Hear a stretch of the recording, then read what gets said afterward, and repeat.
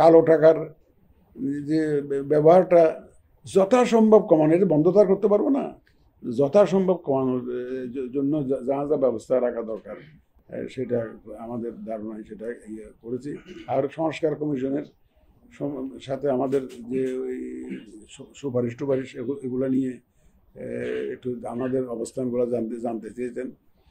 আমরা ঐক্যমত্য কমিশনের সাথে বসছিলাম, এই কথাও জানিয়েছি ওনাকে, আপনাদের সাথে জানিয়েছি।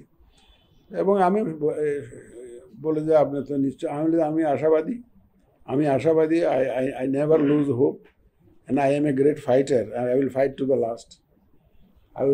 দ্য লাস্ট, সর্বশক্তি দিয়ে আপনাদের সবাইকে নিয়ে, লেডিস অ্যান্ড জেন্টলম্যান অল, সবাইকে নিয়ে, দেশের জনগণকে সাথে নিয়ে ইনশাল্লাহ আমরা উইল ফাইট আউট। এই যে এবং এই যখন হয় যে আমরা সর্বশক্তি দিয়ে একটা সুন্দর যাতে ইলেকশন হয়, সেই চেষ্টা আমাদের থাকবে, এখানে কোনো আমাদের চেষ্টার কোনো ঘাটতি থাকবে না। আর আরেকটা জিনিস ওনাকে বলেছি, দেখেন আমরা নতুন কতগুলো জিনিস এবার আমাদেরকে করতে হচ্ছে।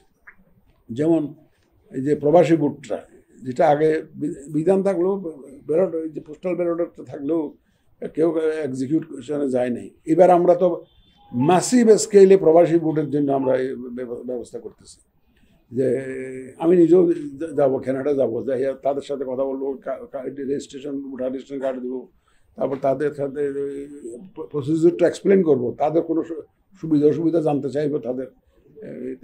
আমাদের অন্যান্য কমিশনাররাও যাবেন, আমাদের অলরেডি অনেক অফিসার অলরেডি যে টেকনিক্যাল টিম কাজ করতেছে। তো প্রবাসী ভোটারটা বলেছি। আর দ্বিতীয় যেটা বলেছি, আমাদের যারা ভোটের দিনের যারা দায়িত্বে থাকে তারা কোনোদিন ভোট দিতে পারে না, যে ইভেন দি রিটার্নিং অফিসার হিমসেলফ ভোট দিতে পারে না। তো বলে আপনারা সেটা করবেন, আমি বলি হ্যাঁ আমরা করবো, সেটা বলতে না, এটা ভালো উদ্যোগ নিয়েছেন। এই দুটা জিনিস দেখেন, মানে এই সমস্যার মধ্যে মানে এই দুটা নতুন, একদম সম্পূর্ণ নতুন ইনিশিয়েটিভ আমাদেরকে নিতে হচ্ছে। তো বলে যে আপনারা কি পোস্টাল ব্যালট, আমাদের শুধু পোস্টাল ব্যালট বললে একটু ভুল হবে, আইটি সাপোর্টেড পোস্টাল ব্যালট, আপনার ভোটার রেজিস্ট্রেশনটা, যারা পোস্টাল ব্যালট ভোট দেন রেজিস্ট্রেশনটা আমরা অনলাইন করাবো, ভোটটা আমরা পোস্টাল ব্যালটে দিব, কিন্তু এটাকে আইটি সাপোর্টেড পোস্টাল ব্যালট বলাটাই বোধহয় যুক্তিযুক্ত হবে।